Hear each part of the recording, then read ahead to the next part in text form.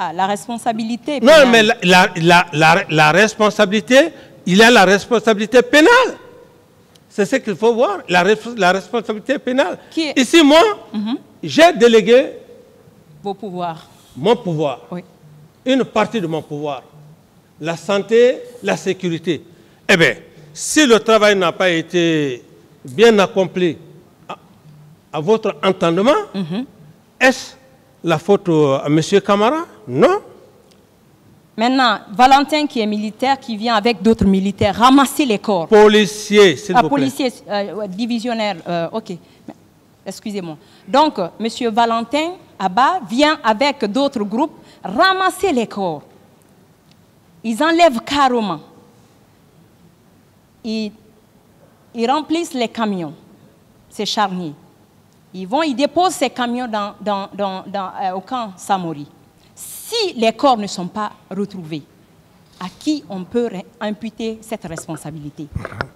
Mais madame, pénalement, vous-même, c'est votre profession. Un officier de police judiciaire. Vous disiez que vous avez donné les instructions pour la suite à donner. Non, on ne s'est pas compris, madame. Laissez-le répondre. Je n'ai pas dit que j'ai donné des instructions. J'ai dit que j'ai donné des instructions fermes au ministre de la Santé de conserver les corps pour la répartition des familles de victimes. Un. Deuxièmement, vous me suivez, madame? Oui, allez-y. Allez-y, je Voilà. suis... Donc, ceci étant, si on quitte dans le cadre du ministre de la Santé, on revient dans le cadre du directeur national de la sécurité, on n'est plus dans le même... on n'est plus sur le même chemin. Parce que moi, je n'ai pas eu affaire avec le commissaire divisionnaire Valentin. Moi, j'avais plutôt affaire avec son ministre, le général Toto. Donc, il faudrait que vous sachiez ce parallèle-là. Donc, si M. Valentin est allé avec des militaires ramasser des corps, comme vous le dites, mais c'est peut-être à lui, et comme vous avez toute la possibilité de lui demander qu'en a-t-il fait de ces corps, les corps qu'il a ramassés avec les militaires selon vous. Mais ce n'est pas à moi de répondre à sa place. Est-ce que vous êtes d'accord avec nous que le fait pour le ministre Abdoulaye Chérif Diaby à l'époque de ne pas demander l'autopsie, ordonner l'autopsie, de ne pas faire des examens sur ces femmes, conserver toutes ces preuves, est-ce que cela n'impacte pas beaucoup aujourd'hui toute cette procédure? Bon, madame la procureure, à ce niveau, je pense que chaque cadre a son rôle à jouer. Moi, je ne suis pas un médecin. Si le côté médical, comme vous le dites, n'a pas été bien, n'a pas marché, ce n'est pas de ma faute. Le ministre Diaby, c'est un professionnel. Donc, ce n'est pas à moi de répondre à cette question. Ok, selon vous, est-ce que par rapport au massacre du 28 septembre, ce n'était pas un cas de crime flagrant? Un cas de crime flagrant. C'est-à-dire, la victime et l'auteur se trouvaient au même endroit. Bon, cette qualification, si vous pouvez mieux... Les gens qui ont quitté le camp, oui. Ils sont venus. Oui. Ils ont abattu froidement les gens. Oui. Ils sont tous au camp, au stade, tous sur le même lieu. Est-ce que, selon vous, il était difficile d'arrêter ces personnes?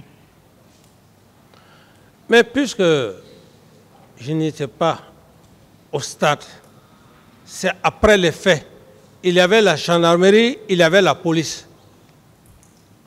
pour le maintien de l'ordre. Moi, c'est juste un compte rendu. Est-ce que, excusez-moi, si vous n'avez pas protégé ces personnes, est-ce que ce jour-là, la police et la gendarmerie n'allaient pas arrêter un bon nombre de personnes qui ont commis ces faits? Lesquels militaires a protégé, madame? Lesquels militaires a protégé? Mais c'était vos hommes. Oui, mais mes hommes, ça ne veut pas dire qu'ils sont sous mes ordres. Les personnes qui vous gardent ne sont pas, vous voulez dire devant ce tribunal qui n'étaient pas sur vous. Mais la réponse est très claire, madame. Vous avez vu Toumba ici, il a dit clairement devant vous, un aide de camp, il dit clairement qu'il m'a dissuadé avec un groupe de militaires et qu'il est resté chez lui, me contourner, aller jusqu'au niveau du stade, me chercher. Alors, imaginez, est-ce que je suis Dieu pour le savoir? C'est dans ce contexte que je dis que des gens qui ne m'obéissent pas, c'est la désobéissance totale. Ok, on peut continuer? Oui, bien sûr. D'après colonel Oumar Sano, il soutient que, vu la gravité des faits, que des sollicitations ont été faites aux pays voisins pour l'obtention des formules. Est-ce que cela est vrai? Bon, comme c'est l'ex-chef d'état-major général des armées qui l'a dit, oui. Cette affirmation... Donc vous n'en savez rien par rapport à ça aussi? Non, non. D'accord. Vous avancez, je tends à finir, vous avancez la thèse selon laquelle c'était purement du complot. Oui. Contre vous. Selon le rapport de Human Rights, selon ce rapport, qu'il y a eu des centaines de militaires ce jour-là au stade. Selon vous, si le commandant Toumba Abakar Sidiki a eu à mobiliser des centaines de militaires, et du côté de Sekouba Kounaté, lui également, il arrive à convoyer des recrues, à envoyer des gens de l'Ilimo. Selon vous, c'était plus possible pour eux, aisé pour eux, de prendre le pouvoir ou d'aller s'en prendre à une population civile pour se salir ou pour être poursuivis demain devant les autorités? Qu'est-ce qui était plus facile pour eux? Donc, vous êtes avocate auprès de... Bon, de toutes les façons, ce que vous dites, ça ne se passe pas comme ça, madame. Oui. Comment ça se passe? Ça ne se passe pas comme ça, vous dites. Oui. N'était-il pas possible, l'Ilimo, aller prendre le pouvoir? Le complot, c'est un complot. Et comme je l'ai dit, si vous voulez encore que je puisse reprendre... Non, ne reprenez pas. Bon. Qu'est-ce qui était plus facile? C'était facile, quelqu'un que vous côtoyez tous les jours, mais de le faire quitter le pouvoir ou d'aller s'en prendre à une population? Ce n'était pas facile, madame, pour la simple raison. Oui. Ce n'était pas facile, madame, pour la simple raison que Sekouba et Toumba ne pouvaient pas me renverser au point de vue coup d'état militaire. Je donne les raisons. Oui. On ne fait pas le coup d'état parce qu'on veut le faire. Hein? Oui. On le fait, c'est réfléchi. Ils ne pouvaient pas le faire parce qu'il y avait les éléments du colonel Claude Pivy à l'enceinte du camp. Oui. Et les éléments du colonel Tegboro à l'enceinte du camp. Donc, deux forces diamétralement opposées aux hommes que Sekouba gérait. Bata. Bon, Bata, ça c'est même Bata, c'est minime.